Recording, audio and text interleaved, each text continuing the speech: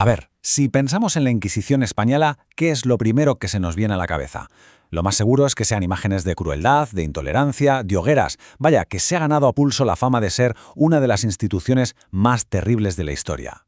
Pero, ¿y si esa imagen tan popular no fuese toda la verdad? ¿Y si hubiese un abismo entre el mito y lo que de verdad dicen los documentos históricos? Bueno, para meternos en este tema tan complejo vamos a tirar del hilo de una fuente muy concreta, el libro de Cristián Rodrigo Iturralde que se titula así: La Inquisición, mito o realidad.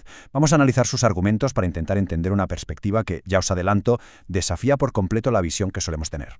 Nuestro análisis va a tener 4 paradas. Primero, vamos a ver qué dijo realmente el Papa Juan Pablo II en su famosa disculpa.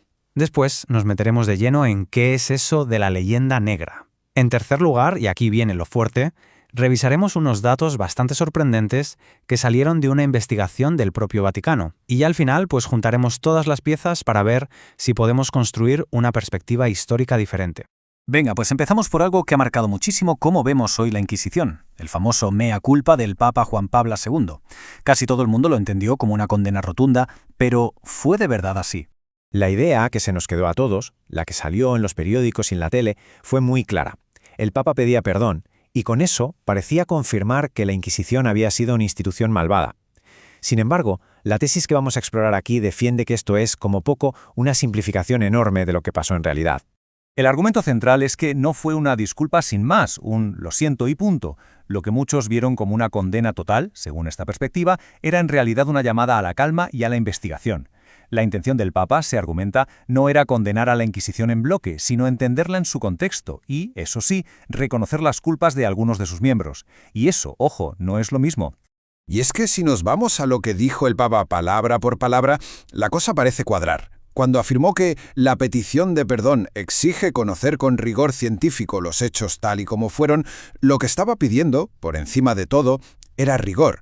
No se trataba de aceptar sin más una historia ya contada, sino de buscar la verdad histórica poniendo los datos por delante de la opinión general. Y ojo, que esto no fue solo un brindis al sol.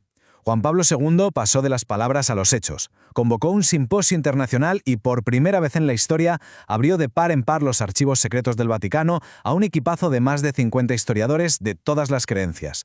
El objetivo era clarísimo: conseguir un diagnóstico objetivo, sereno y libre de toda la carga emocional que siempre ha rodeado este tema.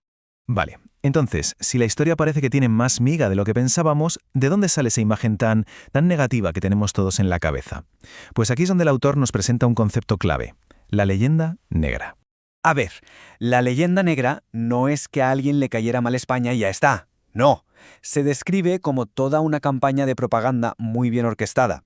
Nació en el siglo XVI, en un momento de guerras de religión y luchas por el poder por toda Europa, y fue impulsada por las naciones que competían con el, por entonces, todopoderoso Imperio Español.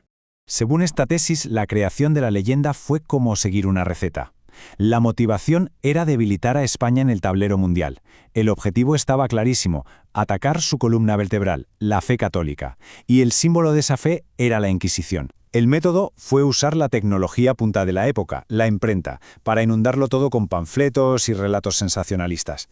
¿Y el resultado? Pues una imagen deformada que ha llegado hasta nuestros días. Mirad, aunque sea de otro siglo, esta frase de Aldous Huxley lo clava. Describe perfectamente este fenómeno.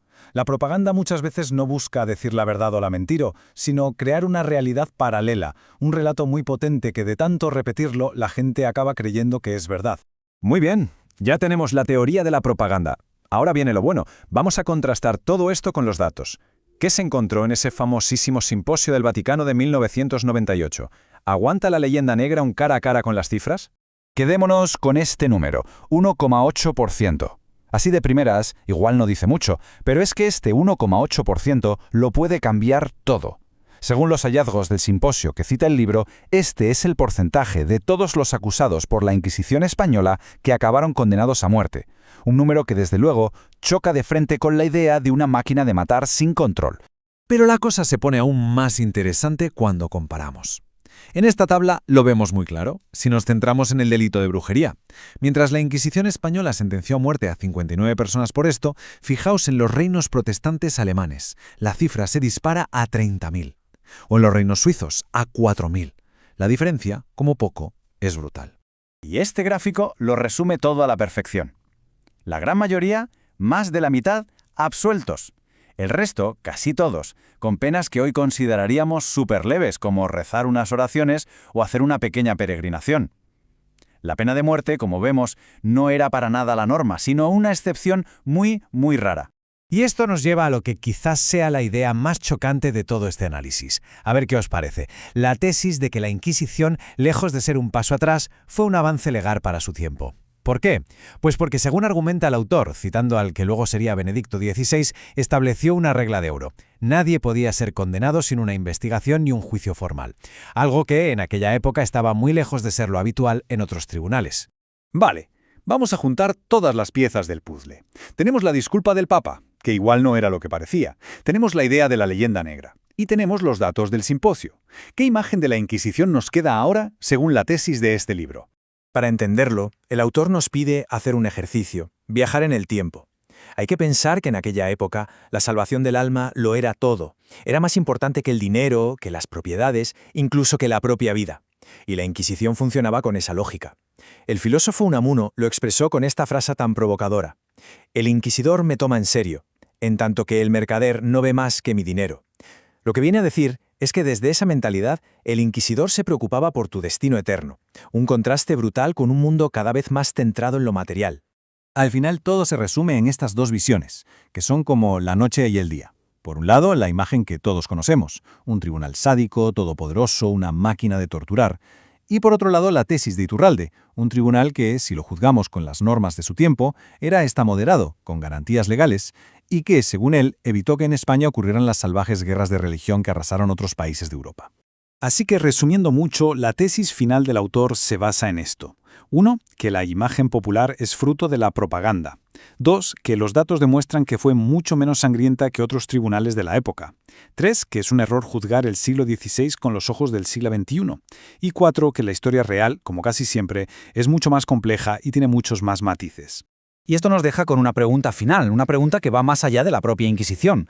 Si los documentos, si los datos chocan de frente con un mito cultural que tenemos muy metido dentro, ¿con qué nos quedamos? ¿Seguimos contando la historia de siempre porque es la que conocemos o nos atrevemos a revisarla? La respuesta, desde luego, dice mucho, no solo sobre cómo vemos el pasado, sino también sobre cómo construimos y defendemos la verdad de nuestro propio tiempo.